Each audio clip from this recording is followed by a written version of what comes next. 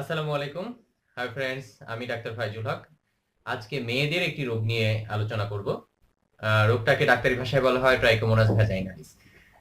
তো রোগটা এক ধরনের ভ্যাজাইনাল ডিসচার্জ, প্রায় সাদা স্রাব লিউকোরিয়ার কাছাকাছি।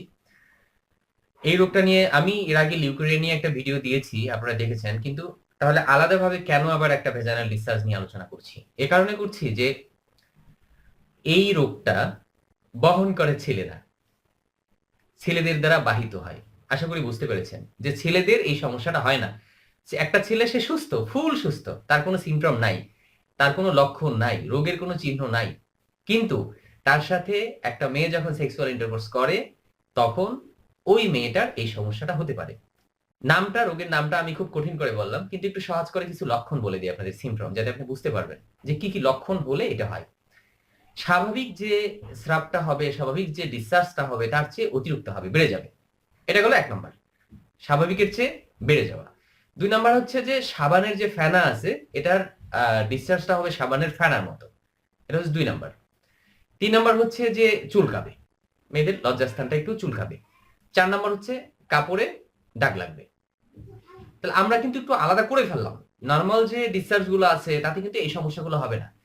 আরেকটা প্রবলেম আছে বা আরেকটা সিম্পটম আছে, সেটা হচ্ছে যখন তার যখন এই রোগটা হয়ে যাবে, একটা মেয়ের যখন এই রোগটা হয়ে যাবে, এই ডিসচার্জটা বা এই অতিস্রাবটা শুরু হবে, তখন সে হাজবেন্ডের সাথে সেক্সুয়াল ইন্টারকোর্স করতে তার ব্যথা লাগবে বা কষ্ট হবে।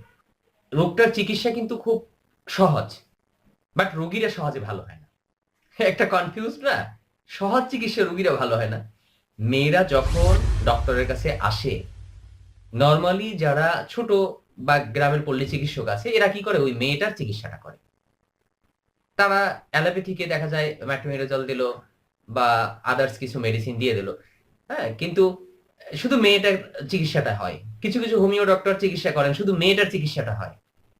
কিছু কিছু ইউনানি আয়ুর্বেদিক চিকিৎসক চিকিৎসা করেন, শুধু মেয়েটারই চিকিৎসাটা করা হয়।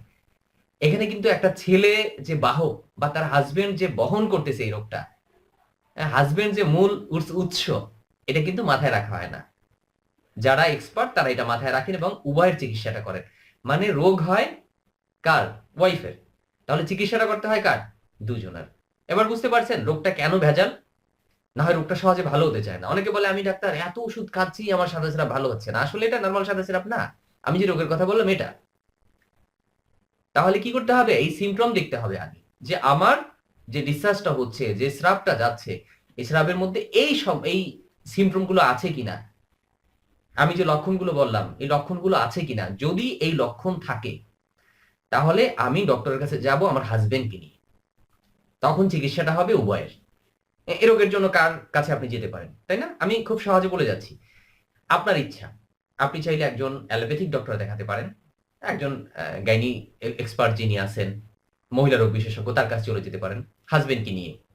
আপনি চাইলে হোমিও ডক্টরের কাছে যেতে পারেন, এক্সপার্ট যে হোমিও ডক্টর আছে, হ্যাঁ, হাজবেন্ডকে নিয়ে। আপনি চাইলে ইউনানি বা আয়ুর্বেদিক চিকিৎসা গ্রহণ করতে পারেন, হাজবেন্ডকে নিয়ে যাবেন সাথে। জাস্ট এই সচেতন করার জন্য, এই মেসেজটা দেওয়ার জন্য যে আপনার হাজবেন্ড এই রোগটা বহন করতেছে।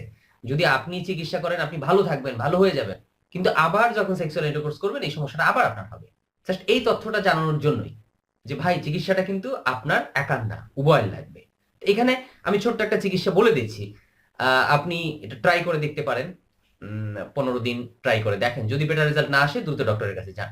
মেয়েদের জন্য বলছি, এখানে আসলে এরকম ভিডিওতে চিকিৎসা দেওয়া যায় না সবকিছু, হাজবেন্ড ওয়াইফ উভয়ের। কিন্তু ওয়াইফ যদি এরকম হয়, হাজবেন্ড থেকে দূরে থাকবেন।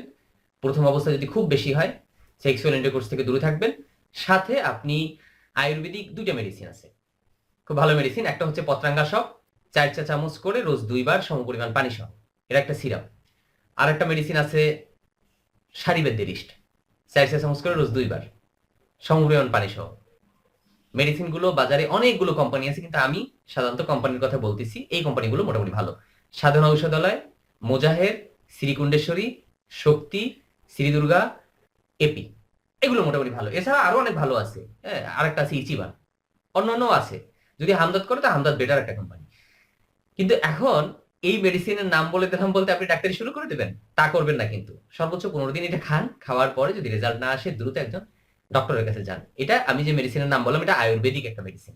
জাস্ট আপনি প্রথম অবস্থায় অনেক বেশি ডক্টর অনেক দূরে যেতে পারছেন না, কি করবেন? তখন এই মেডিসিনটা আপনি ব্যবহার করতে পারেন। যখন আস্তে আস্তে একটু ভালোও লাগবে, আপনি সময় করে ডক্টরের কাছে চলে যাবেন হাজবেন্ডকে নিয়ে। আশা করি আপনি রোগটা সম্পর্কে বুঝতে পেরেছেন, রোগটা চিনতে পারবেন এবং প্রাথমিক ট্রিটমেন্টটা আপনি নিতে পারবেন।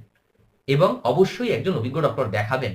আমি যে ভিডিওতে একটা ভিডিও কখনো চিকিৎসকের বিকল্প না। ভিডিওতে যে ওষুধের নাম বললাম এটা 15 দিনের বেশি ব্যবহার করবেন না। অনেক ধন্যবাদ। আশা করি সামনের ভিডিওগুলো দেখবেন। যারা চ্যানেলটি সাবস্ক্রাইব করেননি সাবস্ক্রাইব করে ফেলবেন, আমাদের সাথে থাকবেন। আল্লাহ হাফেজ।